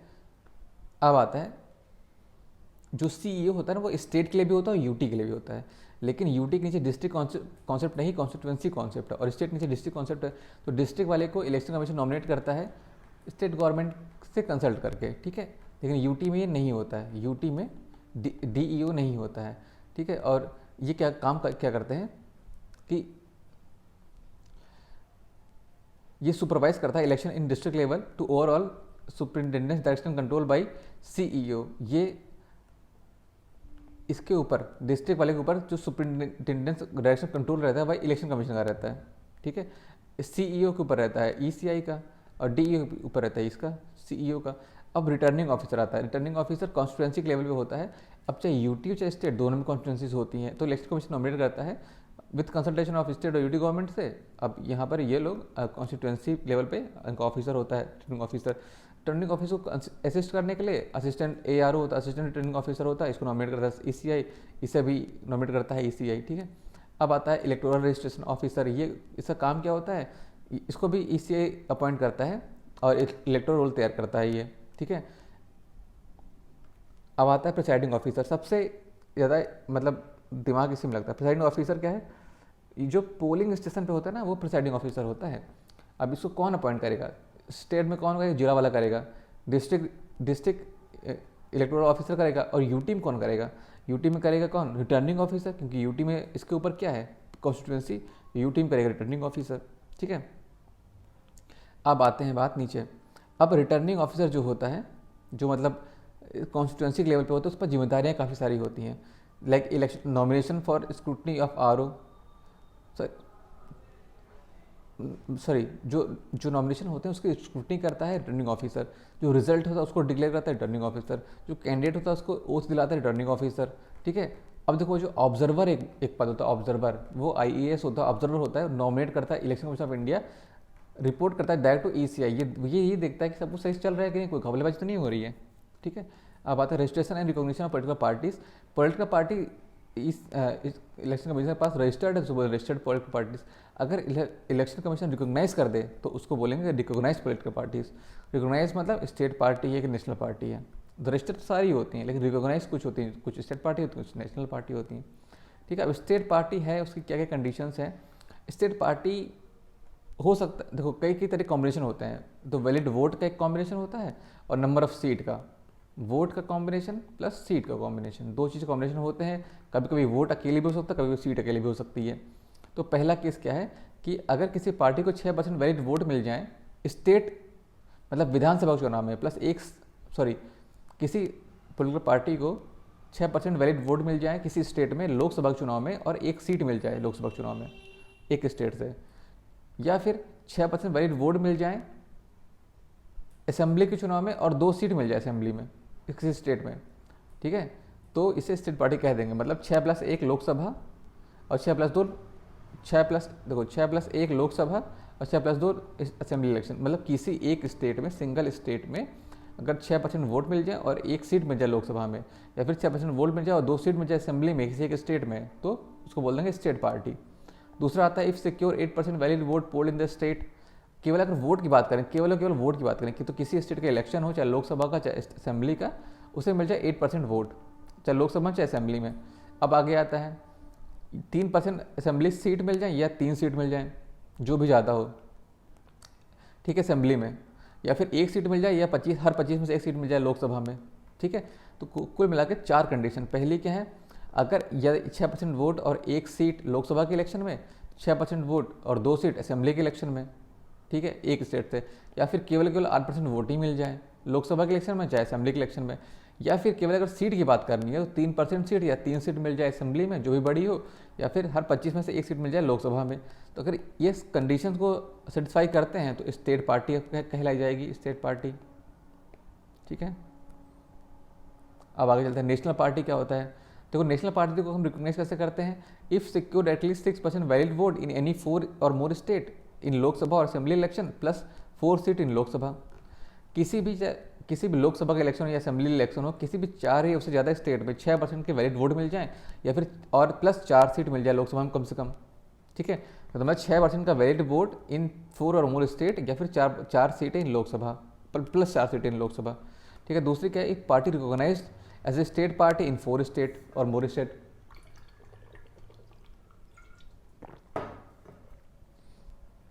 चार या उससे अधिक में उसको स्टेट पार्टी तक रिकॉग्नाइज किया जा रहा हो, या फिर if win 2% seat in Lok Sabha plus this candidate selected from 3 state. Lok Sabha में 2% की सीट मिल गई है और ये जो कैंडिडेट इलेक्ट हुए हैं 3 स्टेट या उससे ज़्यादा स्टेट से इलेक्ट हुए हों।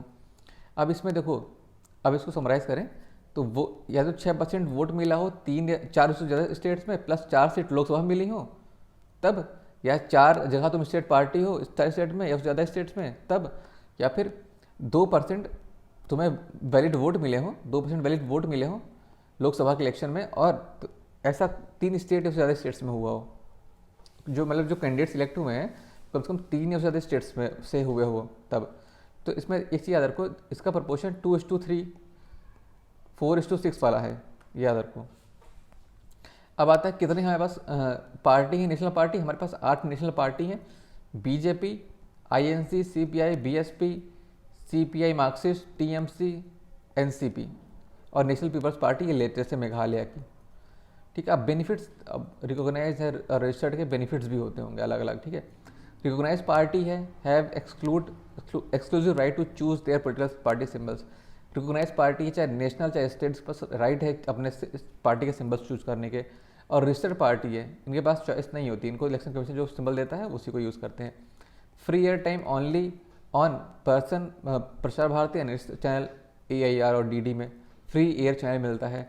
लैंड एंड ऑफिस एकोमोडेशन मिलता है, फ्री मिल सकता है और या हाई कंसेशन मिल सकता है। नेशनल पॉलिटिकल पार्टी और स्टेट पॉलिटिकल पार्टीज को, नेशनल पॉलिटिकल पार्टीज को दिल्ली में मिलेगा, स्टेट पॉलिटिकल पार्टीज को स्टेट कैपिटल मिलेगा। प्रोवाइड करेंगे 2 copies of electoral roll free for each constituencies, okay.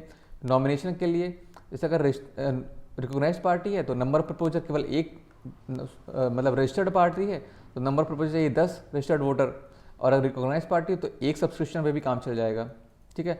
और जो रजिस्टर्ड रिकॉग्नाइज पार्टी उसके पास 40 स्टार कैंपेनर होते हैं और रजिस्टर्ड पार्टी के पास 20 स्टार कैंपेनर होते हैं, ठीक है। बैलेट पेपर EVM में अगर हम किसका कब नाम लिखा जाएगा तो रिकॉग्नाइज पार्टी का पहले लिखा जाएगा, फिर रजिस्टर्ड पार्टी का लिखा जाएगा, फिर इंडिपेंडेंट का, फिर नोटा, और इन सब में भी अल्फ़ाबेटिकल ऑर्डर में लिखा जाएगा।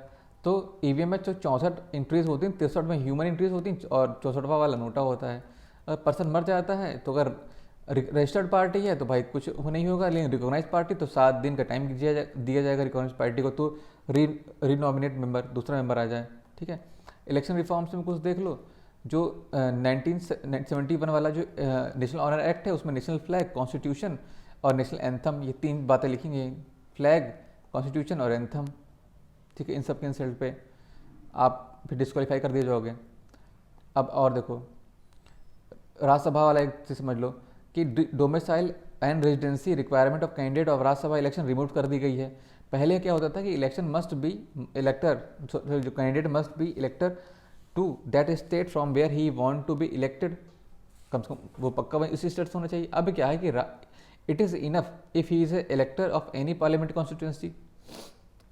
अब देखो दिल्ली का प्रोफेसर राज्यसभा से गया है ना, पंजाब की राज्यसभा से हाँ, लेकिन है वो दिल्ली का, तो मतलब किसी भी जगह का अगर वो इलेक्टर है, किसी भी पार्लियामेंट्री कॉन्स्टिट्यूंसी का इलेक्टर है, इतना ही भी काफ़ी है राज्यसभा में कैंडिडेट के लिए। राज्यसभा में ओपन बैलेट होता है, देखो हर जगह क्लोज बैलेट होता है, जैसे मान लो हम लोग चुनाव देने गए थे उसमें क्लोज बैलेट था, लेकिन राज्यसभा में ओपन बैलेट होता है और नोटा नहीं होता है, नोटा नहीं होता है राज्यसभा में, और ओपन बैलेट होता है, ओपन बैलेट, ठीक है। आगे देखते हैं। आइडेंटिफिकेशन लॉ हो चुका है, special provision related to certain classes. Constitution में कुछ चीज़ डिफाइन नहीं है, जैसे माइनॉरिटी डिफाइन नहीं, अनटचेबिलिटी डिफाइन नहीं, SC SC OBC डिफाइन नहीं है, ऑफिस ऑफ प्रॉफिट डिफाइन नहीं है, बट डिफाइंड कुछ चीज़ें हैं, जैसे आर्टिकल 12 में स्टेट डिफाइन है, आर्टिकल 13 में लॉ डिफाइंड है, आर्टिकल एंग्लो इंडियन डिफाइंड है। SC ST में क्या है, एक minute,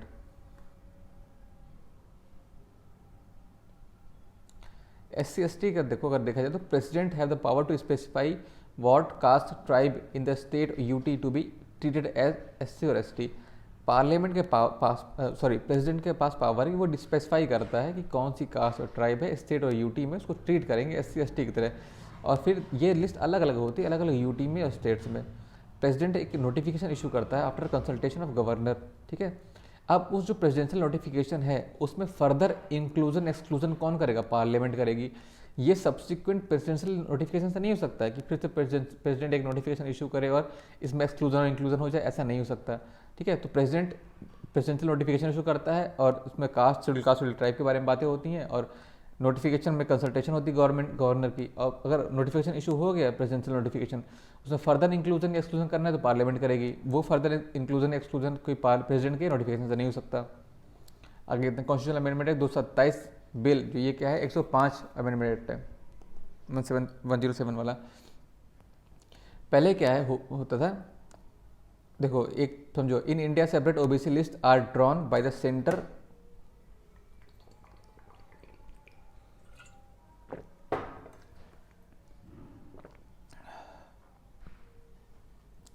are drawn up by the centre and each state concern. Article 15 का 4, 5 और 16 का 4 expressly conferred power on a state identify and declare the list of socially educationally backward classes.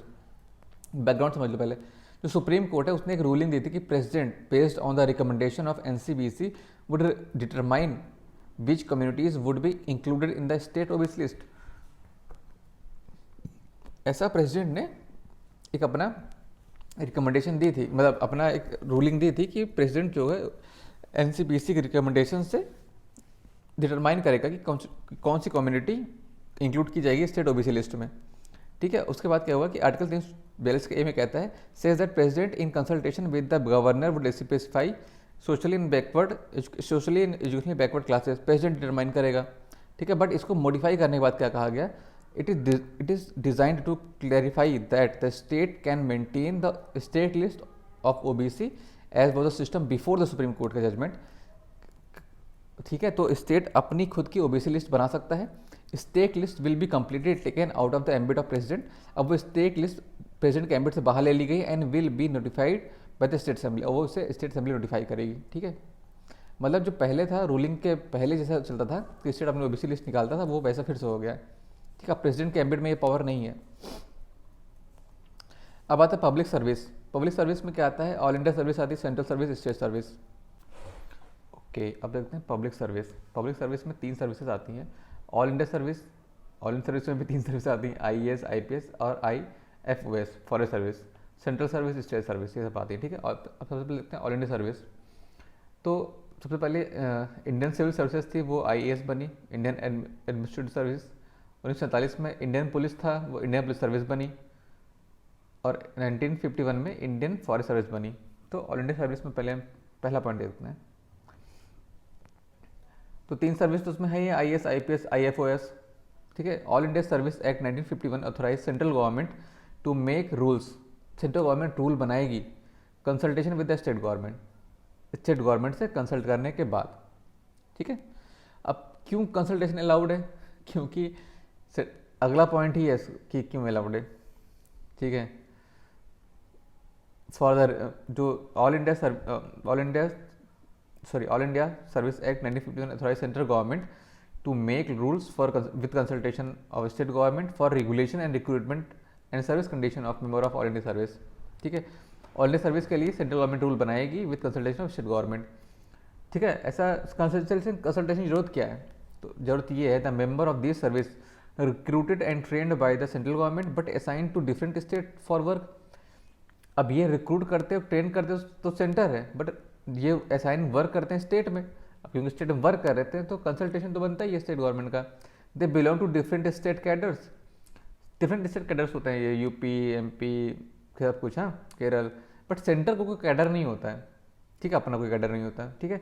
And they सर्व, अभी central government में सर्व करते हैं, deputation पे सर्व करते हैं, ठीक है। सर्टेन फिक्स ईयर्स तो सेंट्रल गवर्नमेंट डेपुटेशन सर्व करेंगे, उसके बाद फिर वापस रिस्पेक्टिव स्टेट चले आएंगे। अब आता है मेंबर रिक्रूटेड एंड ट्रेंड। अब इसमें पॉइंट है, मेंबर जो ये होते हैं ऑल इंडिया सर्विस के, ऑल इंडिया सर्विस के, इसको रिक्रूट करना और ट्रेन करना सेंट्रल गवर्नमेंट करती है।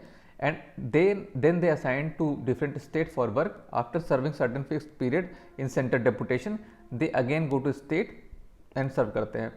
पेंशन सैलरी कौन देता है? स्टेट। क्यों स्टेट देती है? क्योंकि स्टेट में तो वर्क करते हैं और सेंटर पे तो डेपुटेशन पे जाते हैं। और कंट्रोल कौन करता है? बोथ। क्यों, कैसे? अल्टीमेट कंट्रोल तो इसका है, सेंटर का, क्योंकि रिक्रूटमेंट ट्रेनिंग मतलब मेन अल्टीमेट कंट्रोल तो सेंटर का है, बट इमीडिएट कंट्रोल क्योंकि स्टेट वर्क कर रहे हैं ये सेंटर का है। डिसिप्लिनरी एक्शन कौन लेगा? डिसिप्लिनरी एक्शन तो ये केवल सेंट्रल गवर्नमेंट लेंगे। तभी तो बोलते हैं ये जो ऑल इंडिया सर्विस है ये एजेंट्स ऑफ सेंटर हैं, क्योंकि डिसिप्लिनरी एक्शन सेंटर लेगा, इसलिए उनको डर नहीं रहता है स्टेट वालों का। और लेना भी चाहिए, तभी तो ये सेंट्रल अपना, तभी तो हमारे कहते हैं कि हमारा जो ये यूनिटरी स्ट्रक्चर है थोड़ा डोमिनेट करता है, क्योंकि सेंटर केवल प्रेस कर सकता है। Father of all India service कौन है? सरदार पटेल। अब कैडर कंट्रोलिंग अथॉरिटी कौन है? डीओपीटी आईएएस के लिए, ministry of home affairs PCS के लिए, और ministry of external affair sorry IPS के लिए है। Ministry of environment forest climate change, ministry of environment है आईएफओएस के लिए, ठीक है।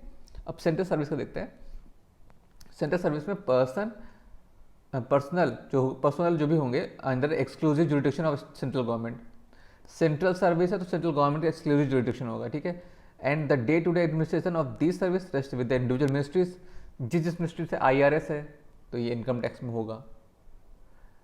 पोस्टल सर्विस है तो मिनिस्ट्री ऑफ कम्युनिकेशन में होगा, ठीक है। डिफरेंट सर्विस जो day to day administration of this service rest with individual ministries under which the post exist. जिस पोस्ट में वो एग्जिस्ट करते हैं उसी में रहता है। Beside department of personnel determine the condition of service and the ministry of finance determine the pay scale. तो कंडीशन ऑफ सर्विस कौन डिटरमाइन करता है? Department of personnel. और financial ministry of finance determine करता है पे scales and other financial aspects like fixation of पे, grant, increment, ये सब चीज़ों का pension वेंशन।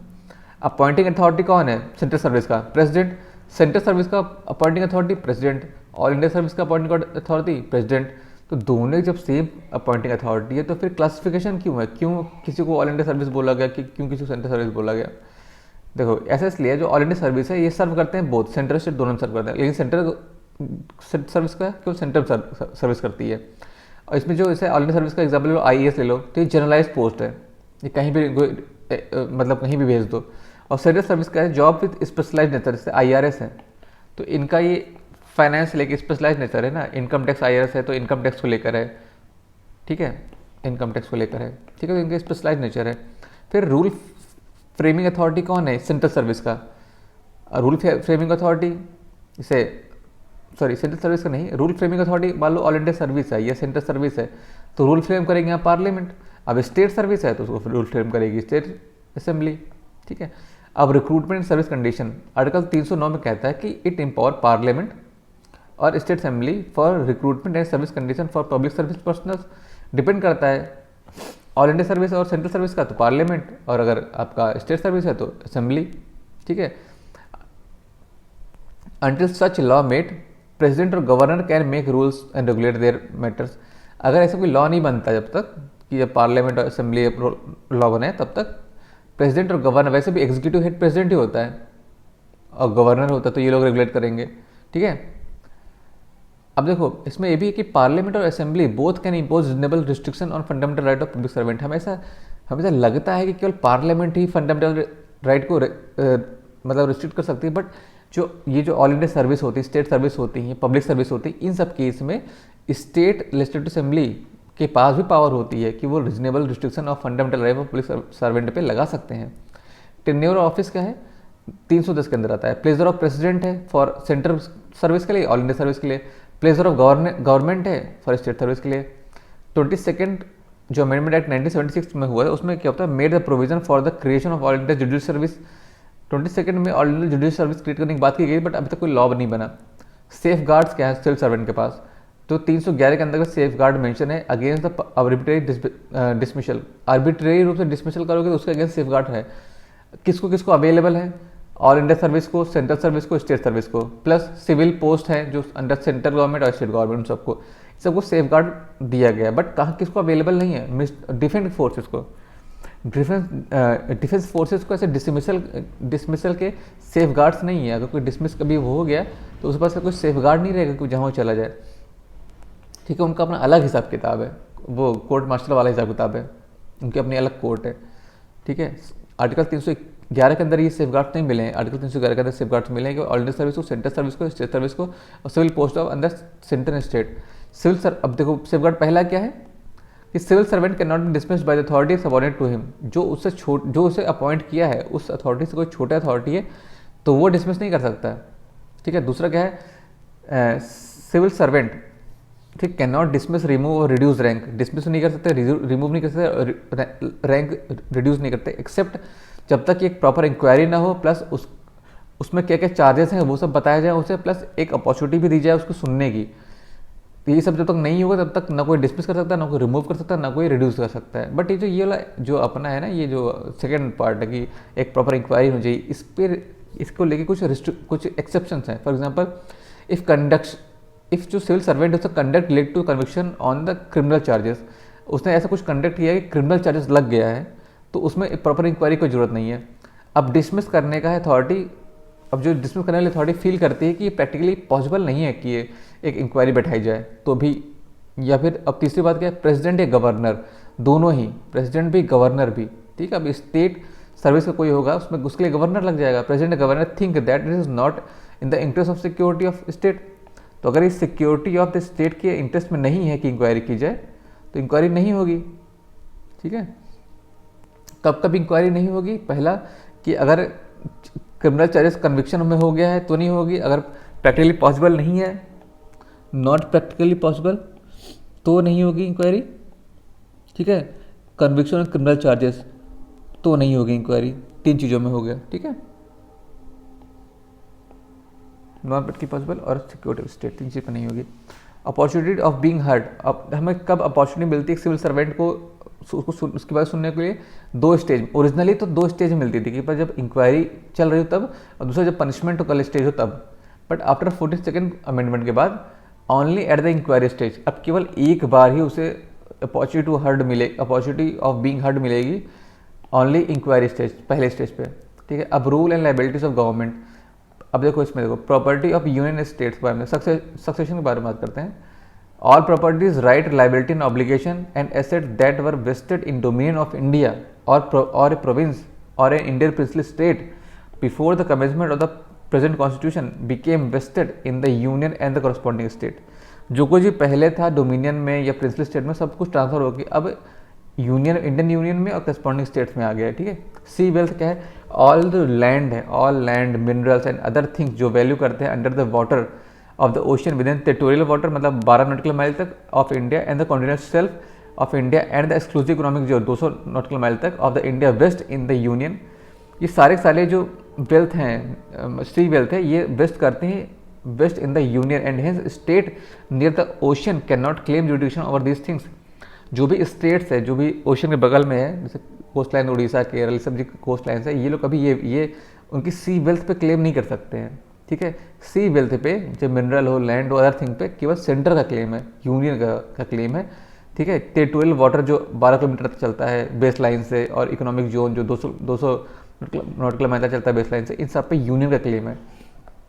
Compulsory education acquisition law क्या है कि पार्लियामेंट और state legislature are empowered to make law for the compulsory acquisition and requisition of the private property by the government, ठीक है। पार्लियामेंट और स्टेट लेजिस्लेचर दोनों ही एम्पावर्ड हैं कि वो कैसे लॉ बना सकते हैं जिससे कि वो प्रॉपर्टी को एक्वायर कर सकते हैं। 44th कॉन्स्टिट्यूशनल अमेंडमेंट ने ये 1978 में ये भी कह दिया कि it has abolish the constitutional obligation to pay compensation to within this regard. अब ये 44th अमेंडमेंट में ये कह दिया कि अब एक कॉन्स्टिट्यूशनल ऑब्लिगेशन नहीं है कि प्रॉपर्टी एक्वायर कर ली गई तो पे करना ही पड़ेगा, ठीक है।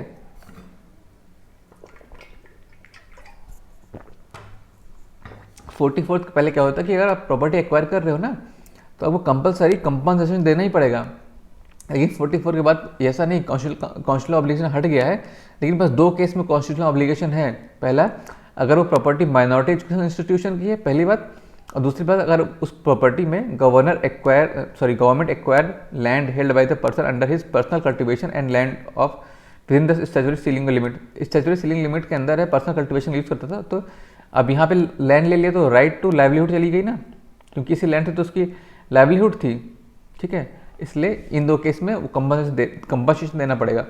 सिविल सर्वेंट का देख लो, civil servant are conferred personal immunity from legal liabilities for official contract. This means the civil servant who made contract in his official capacity is not personally liable in respect to the contract, but it is government that is liable for the contract. मतलब कोई सरकारी contract कर रहा है कोई civil servant, तो उसकी legal liability नहीं आएगी, उसके लिए सेंटर और स्टेट लाइबल होंगे कॉन्ट्रैक्ट के लिए, ठीक है। Further civil servant also enjoy immunity from legal liability of their tortious act in respect to the sovereign function of the government. जब भी वो sovereign function of the government perform करेगा तो उस पर लीगल लाइबिलिटी नहीं आएगी, क्योंकि सरकार फंक्शन परफॉर्म कर रहा है। On other cases the liability of civil servant for torts और illegal act same as the ordinary man. अब जब वो सोवरेन फंक्शन परफॉर्म नहीं कर रहा है, समझ रहे हो, सरकारी फंक्शन परफॉर्म नहीं कर रहा है, और उस केस में अगर कोई वो इलीगल एक्ट करता है तो भाई ऑर्डिनरी सिटीजन की तरह वो बिहेव किया जाएगा, राइट। प्रोसीडिंग, सिविल प्रोसीडिंग्स क्या होता है? Civil proceeding can be instituted against them for anything done in their official capacity after giving 2 months advance notice. देखो, सिविल सर्वेंट के अगेंस्ट सिविल प्रोसीडिंग भी हो सकती है, क्रिमिनल प्रोसीडिंग भी हो सकती है। तो सिविल प्रोसीडिंग्स के लिए 2 month का एडवांस नोटिस लगता है, और क्रिमिनल प्रोसीडिंग के लिए मतलब against done their official capacity,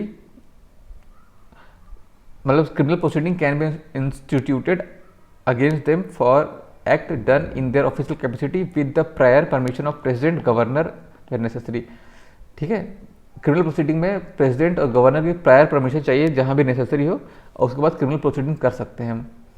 अब राइट टू इन्फॉर्मेशन देख लो, आरटीआई फाइल करते हैं, हमें फीस 10 रुपये देनी पड़ती है, लेकिन अगर आप बीपीएल में हो तो आप 0 रुपये दे दो, ठीक है। टाइम गिवन इन्फॉर्मेशन, देखो टाइम जो होता है जिसमें आप ये इन्फॉर्मेशन दो या रिजेक्ट कर दो, विद इन 30 days करना पड़ता है, ठीक है। 30 days के अंदर या तो आप इन्फॉर्मेशन दो या रिजेक्ट कर दो, और रीज़न देना पड़ेगा। आर्टिकल सेक्शन 8 और 9 में जो मेंशन है, who can file RTI only Indian citizen, कोई बाहरी नहीं फाइल कर सकता है, ठीक है। अब क्या RTI application need not give reason, मतलब आर्टिकल एप्लीकेशन जब हम फाइल करते हैं तो हमें जरूरी नहीं हमें रीजन बताना पड़े। Applies to all public authority और put limit to give reply, 30 दिन के अंदर रिप्लाई देना पड़ेगा। और अगर मैटर ऑफ लाइफ का कोई इशू आ गया तो आपको 48 घंटे के अंदर रिप्लाई देना पड़ेगा। First appeal with in the public authority कर सकते हैं, पब्लिक अथॉरिटी में पहले अपील करेंगे, फाइनल अपील जाएगी सेंटर इन्फॉर्मेशन कमीशन और स्टेट इन्फॉर्मेशन कमीशन एग्जाम्प्ट करेगा अंडर इन्फॉर्मेशन, मतलब कोई इन्फॉर्मेशन रोक सकते हो अंडर सेक्शन 8 और 9, ठीक है। कौन कौन उसके अंदर आता है? सीजीआई आता है, yes. NGO, yes. Attorney general नहीं आता, पीएम केयर्स नहीं आता, अटॉर्नी जनरल भी नहीं आता, ठीक है। अब आता फिक्स, अर्लियर और नाउ में क्या डिफरेंस है? फिक्स टर्म था पहले 5 साल का, अभी क्या है, सेंट्रल गवर्नमेंट नोटिफाई करेगी भाई अब कितना टर्म फिक्स है। एक लॉ आया है ना जिससे CIS और SIC इन सब का बहुत मतलब पावर कम की गई है। पहले फिक्स टर्म था भाई, 5 साल तक फिक्स टर्म है आपका, अब फिक्स टर्म नहीं है, आपका नोटिफाई करेगी सेंटर।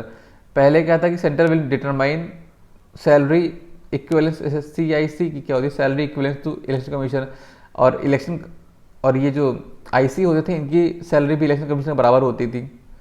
अभी क्या, central will determined, please note, central government will decide even for the state, ठीक है। अब स्टेट गवर्नमेंट का भी कोई अगर स्टेट इंफॉर्मेशन कमिश्नर है या कुछ भी है तो उसका भी सेंट्रल गवर्नमेंट डिटरमाइन करेगा। अभी अगेंस्ट फेडरलिज्म तो है, बट सेंट्रल गवर्नमेंट के पास राइट टू इन्फॉर्मेशन की पूरी पावर आ गई है, ठीक है।